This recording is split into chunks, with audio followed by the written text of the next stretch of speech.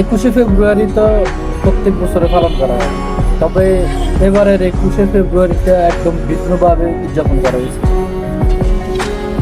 এবারে রাজনৈতিক দলের শীর্ষ নেতারা গেছে, ফুল দিচ্ছে, শহীদদের প্রতি শ্রদ্ধা জানাইছে, সুন্দর। পাশাপাশি আরেকটা কাজ করছে, যেটা অন্য অন্য বছর হইতো না।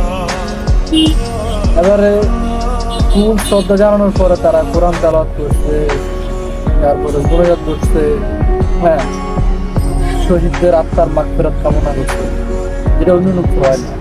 আসলে শহীদরা আমার কাছে এটাই চায়। ফুল শ্রদ্ধা এগুলা কতটুকু যায় আমি জানি না, তবে মোনাজাত ধরে কোরআন তেলাওয়াত করে তারপর দোয়া চাওয়া, তাকে গুনাহ মাফ চাওয়া, এটাই আমাদের কাজে আসবে। আমি জানা নাকি রাজনৈতিক দলগুলা পরিবর্তন হইতেছে, আরো পরিবর্তন হবে। আমরা চাই দেশে আমরা স্বাধীনভাবে থাকি, সুন্দরভাবে থাকি।